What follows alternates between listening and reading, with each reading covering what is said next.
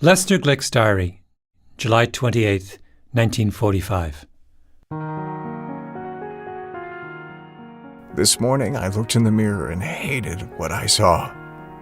My face is now emaciated, sad, and flecked with black dots. Lester Glick was one of the 36 young men who signed up for the Minnesota starvation experiment. Unlike so many of his counterparts, Glick did not leave an oral history of his experience at the Library of Congress. All we have is what he wrote in his diary. This entry is from late in the study after months of hunger.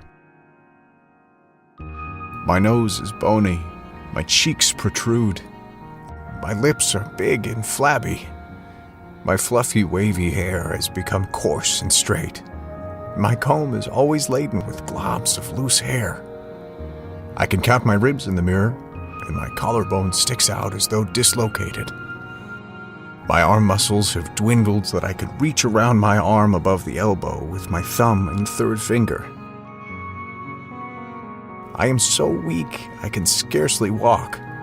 I am tired, discouraged, and my life has all been drained from me. And here's what Lester Glick wrote on October 19th, the second to last day of the experiment. Today turned out to be the worst day of my life. This evening, Dr. Taylor called me into his office and told me I have developed a tuberculosis lesion on the apex of my left lung. I am to go home, enter a sanatorium, and begin a 6-month rehabilitation program. I couldn't have received any worse news. My tuberculosis came into sharp focus, however, as we gathered for the Last Supper celebration. All of the subjects, in fear of my dread disease, moved away from me, and I sat alone, completely isolated from the others.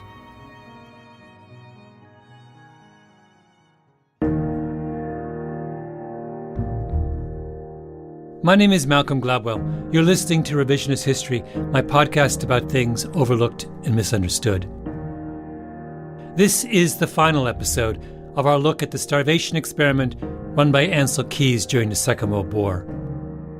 Today, I want to tell the story of Lester Glick, the story of what happened to him after the experiment, and how he made sense of all the suffering he'd been through.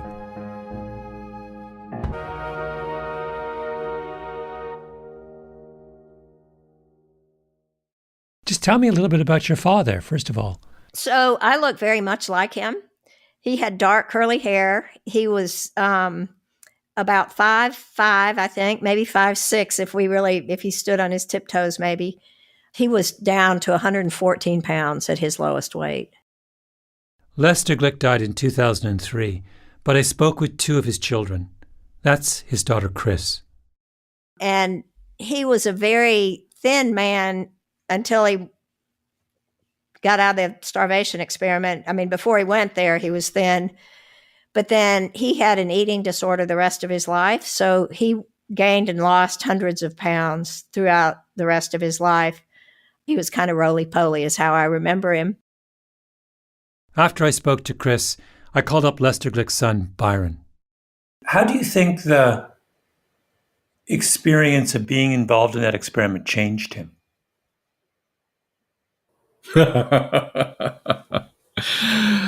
Completely and not at all.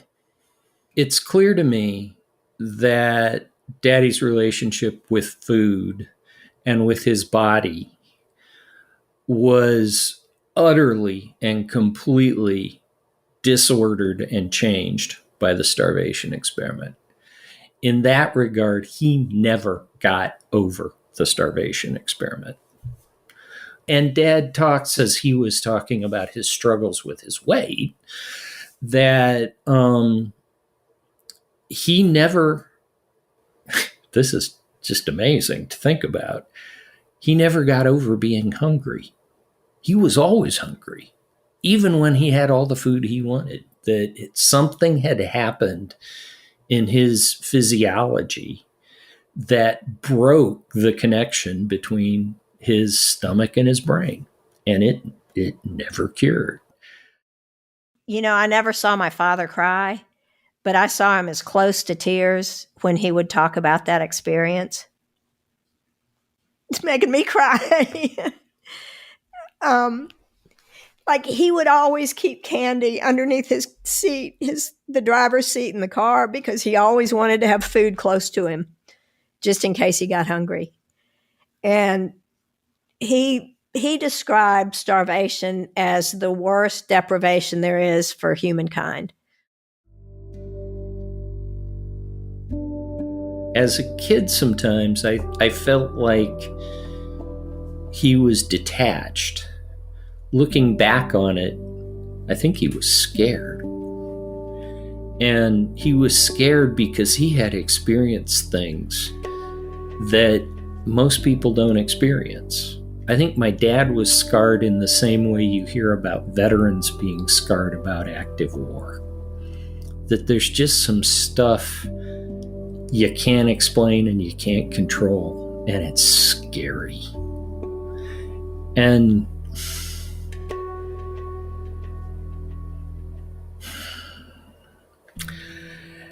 part of me wishes that my dad had never had to experience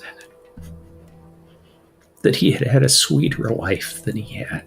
And he had a pretty sweet life. He had a good life. He would say he had a good life. But he paid a price for what he believed. And he kept paying that price his whole life. He was an amazing man.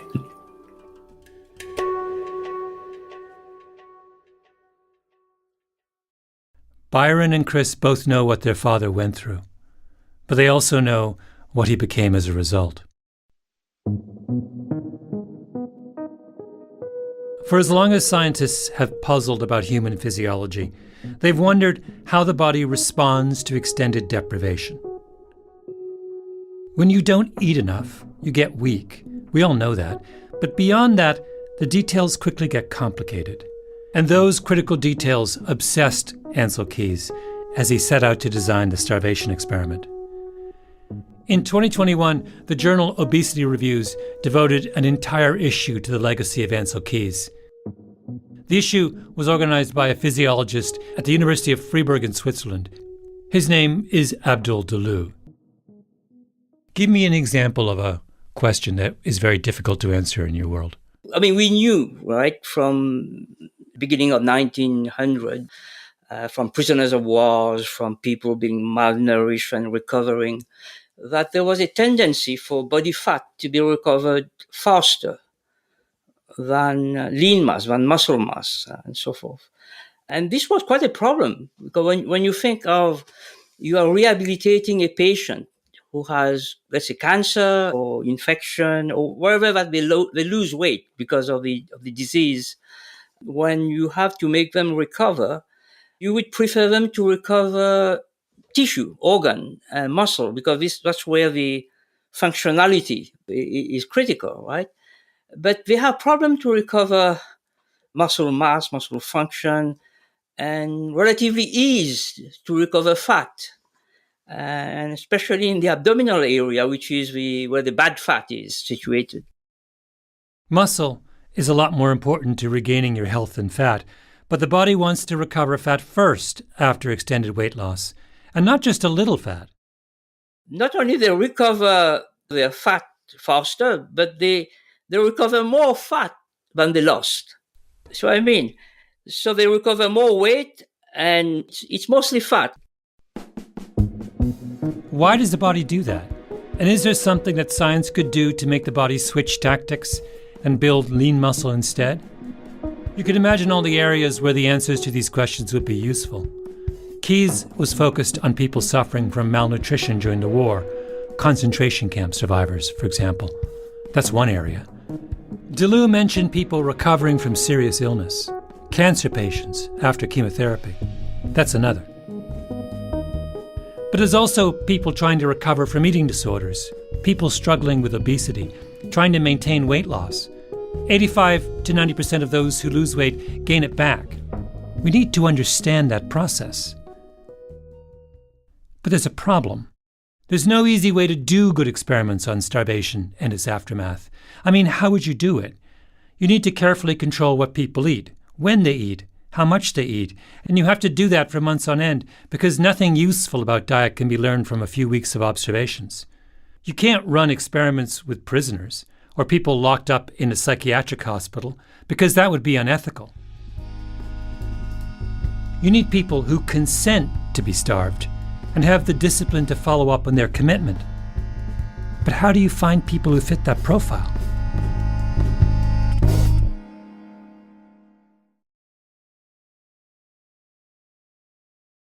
A few years ago, the National Institutes of Health organized something called the Calorie Study, where 143 adults signed up for 2 years of stringent dieting.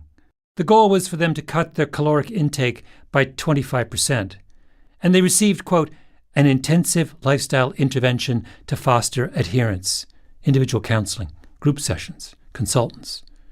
How much caloric intake did the volunteers end up cutting from their diets when all was said and done? Not 25%, 12%. After all that effort, the volunteers, on average, only got halfway to their goal. And can you blame them? It's just too much to ask someone to give up a quarter of the calories they consume and to do that every day for months on end. Except, that is, if we're talking about Ancel Keys' guinea pigs. Abdul Dalou told me that when he started working in the field of obesity and metabolism almost 30 years ago, he quickly realized that the best source of data on some problems, and in some cases the only source of data, was the Minnesota starvation experiment. Ancel Keys kept meticulous, comprehensive records on what 6 months of starvation looked like, and then Keys collected another mountain of data that could help answer questions about body fat once the volunteers started eating normally again. What we know about the human body of a normal weight person reacting to starvation is based on the Minnesota experiment. The Minnesota experiment is the gold standard. I did a thing in my podcast this season where I asked researchers for their magic wand experiment, which is the experiment that they would do if I gave them a magic wand and they could wave away all logistical, financial, practical, ethical, whatever constraints. And I'm curious, if I gave you a magic wand, what is the diet or nutrition study that you would do? You mean ethical also is, Yeah. we forget about it. Wow. Yeah. To try to do a similar study, but now we have so much more technology. We can monitor physical activity. A lot of the changes of functional, whether it's muscle, whether it's immune function and all that. Mm-hmm. What you're saying is you'd simply redo the Minnesota study, only this time use modern methods to gather an order of magnitude more data.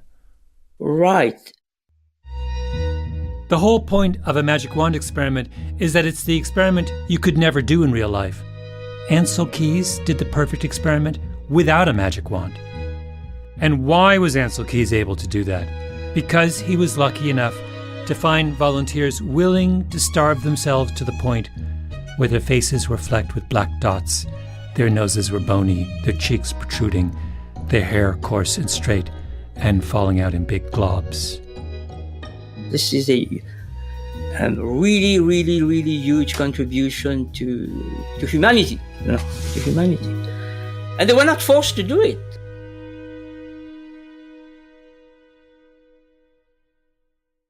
When the U.S. entered World War II, Lester Glick was 23 years old. He declared himself a conscientious objector. He had grown up in a Mennonite family, attending one of the historic peace churches where pacifism is a tenet of faith. Glick was assigned to Ypsilanti, Michigan, to the state mental hospital. He was the night charge attendant on the active tuberculosis ward. Then, one day, he saw a notice on a bulletin board. And at the top, there was a statement that said, "Will you starve that they be better fed?" So Lester Glick would have seen this. That spoke to him in his language. That's Dwayne Stoltzfus, a historian at the same Mennonite school Lester Glick once attended, Goshen College. I think, when I was hungry, did you feed me? When I was thirsty, did you give me something to drink? It is that kind of language. So it very much is responding to Christ's invitation to go out into the world, not to stay in your church, but to go out into the world and to do good work and be judged by those actions. Matthew 25, verse 35, the same crucial verse I talked about a few episodes ago in talking about refugees and acts of kindness. My friend Jim Leptison, who's a Mennonite pastor, calls Matthew 25 the national anthem of the Mennonite Church, the verse that defines the Mennonite religious calling: to welcome the stranger, to clothe the naked, and to feed the hungry. For Mennonites, certainly of Lester Glick's generation, but I would say across generations, the reading of Matthew 25 is a literal reading. It is a powerful invitation to step out of your comfort zone and go to places that are dangerous and risky and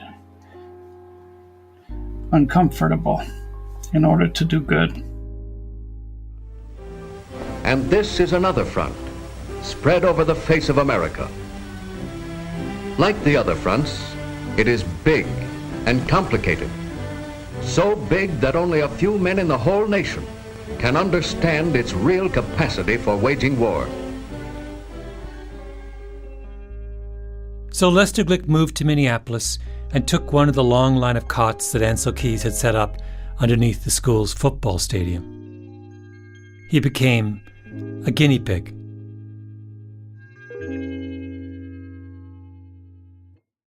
Now, did Lester Glick understand in that moment what he was getting into?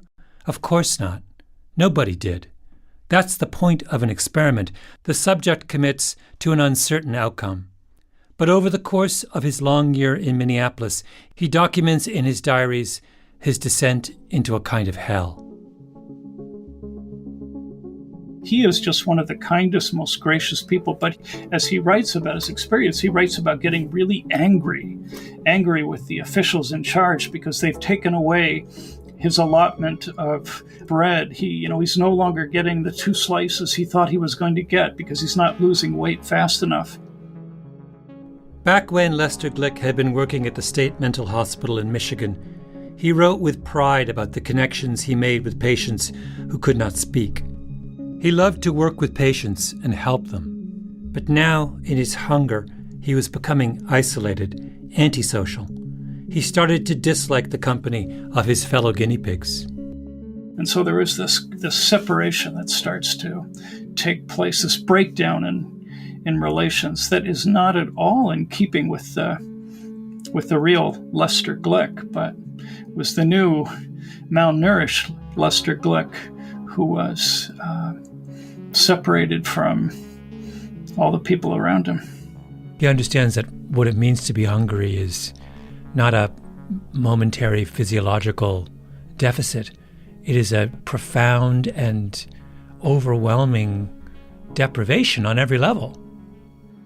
Yeah, it's a deep isolation, and an isolation that goes against the building up of community that he's been a part of since childhood. That church community, the family community, had shaped who he was in the most basic ways. In the bit of scripture so essential to Mennonites, "For I was hungry and you fed me," Lester Glick now understands what hungry means. It's not just calorie deprivation, it's the absence of any kind of sustenance. And then, at the end of his time in Minneapolis, he discovers he has developed tuberculosis as a result of his ordeal.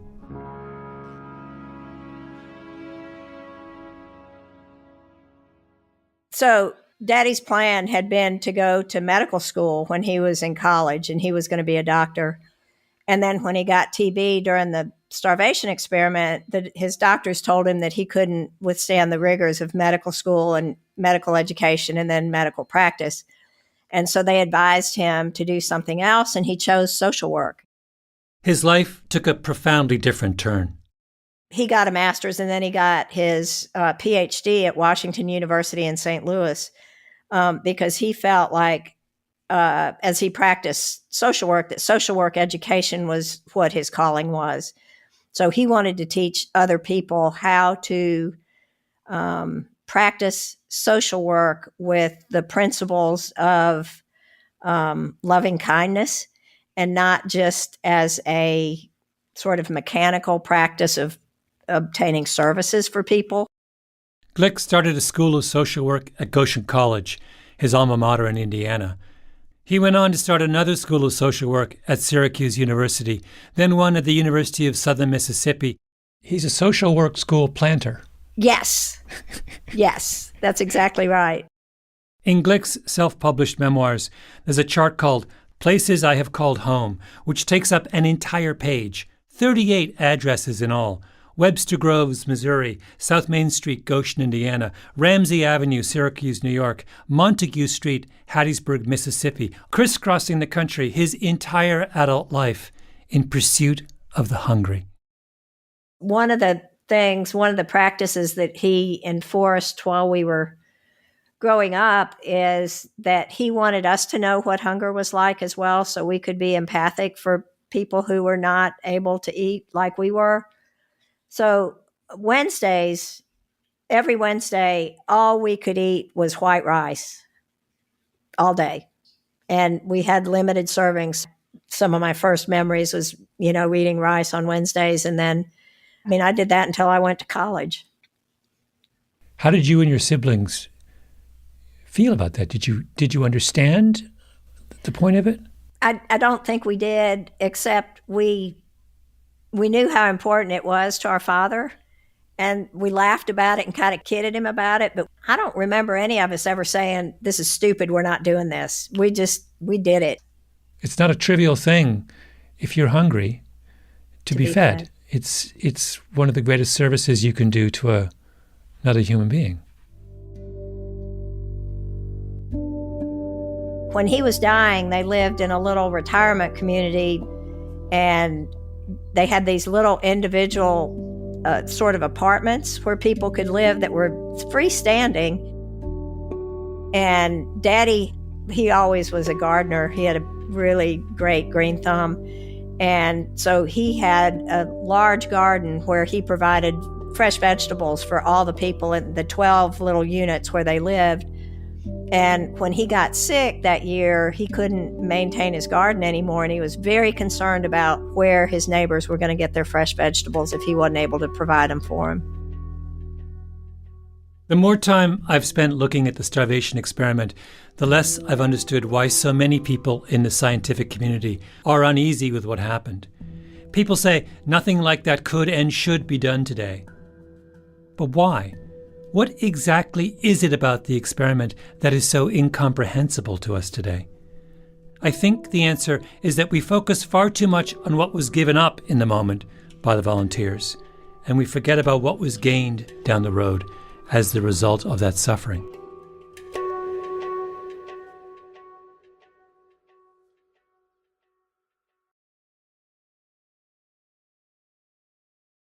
The Minnesota experiment left a permanent mark on nearly every one of its participants.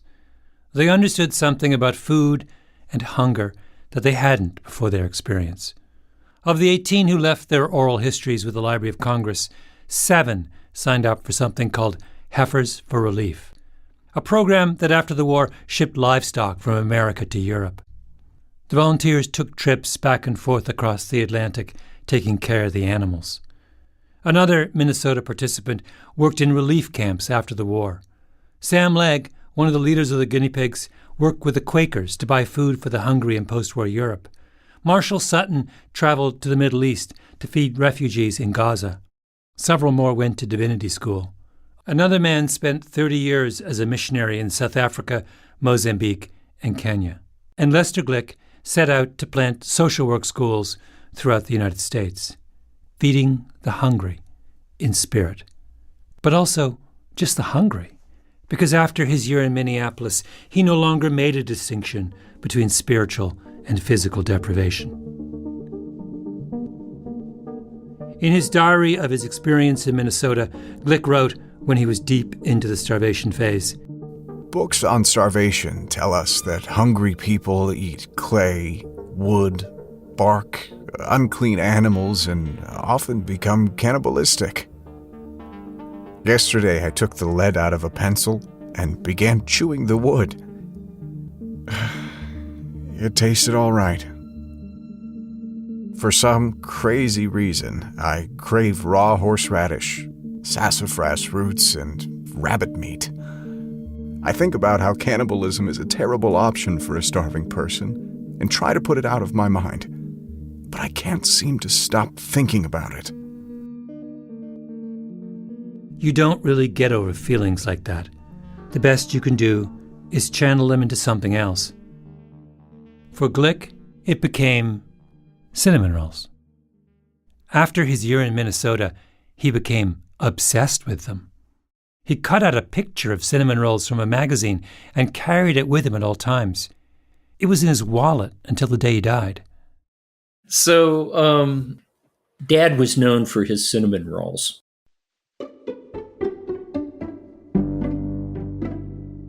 He made these deep-fried cinnamon rolls that were just amazingly delicious things, and he would make literally thousands of rolls. There's a picture of me or one of my siblings sitting at the kitchen table, and the table's covered in rolls. There are rolls on the counters behind us, and Dad took great delight in taking those rolls to people, of bringing them into church and people enjoying them. And it's kind of a microcosm of what Dad was up to his whole life, of giving people some kind of sustenance that brought them to an unexpectedly good place. Byron was in a little office in his home in Wisconsin, remembering his father, who had been dead for 20 years. But there was something in that specific memory of the cinnamon rolls that moved him. Yeah. Byron, this has been... Oh, I have one last request of you. Sure. I would like you... Can you read that passage from Matthew? Give me King James. Let's do it properly. Actually, let me run get a Bible. He left the room and came back with a family heirloom, his grandfather's Bible, battered, leather-bound, handed down from his grandfather to his father and from his father to him. Byron looked for the passage in Matthew, the Mennonite national anthem. For I was an hungered, and you gave me meat. I was thirsty, and you gave me drink. I was a stranger, and you took me in. Naked, and ye clothed me. I was sick, and ye visited me. I was in prison, and you came unto me. Verily, I say unto you, insomuch as you have done it unto one of the least of my brethren, you have also done it unto me.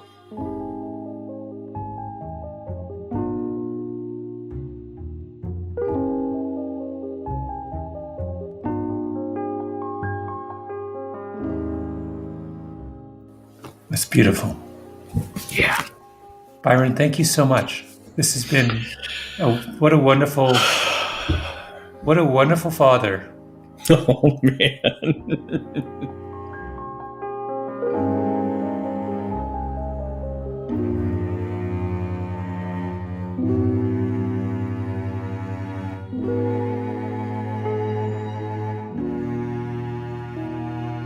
Revisionist History is produced by Eloise Linton, Lee Mengistu, and Jacob Smith, with Tolly Emlyn. Our editor is Julia Barton. Our executive producer is Mia LaBelle. Original scoring by Luis Guerra, mastering by Flawn Williams, and engineering by Nina Lawrence. Fact-checking by Beth Johnson, voice acting by Tim Heller. Special thanks to the Pushkin crew, Heather Fain, Eric Sandler, Maggie Taylor, Sean Carney, Morgan Ratner, Mary Beth Smith, Jordan McMillan, Carly Migliori, Maya Koenig, Royston Beserve, Daniela Lacan, Nicole Morano, Isabella Narvaez, Lital Molad, John Schnars, Jason Gambrell, Amanda K. Wong, Kazea Tan, and of course, our fearless leader, El Jefe, Jacob Weisberg.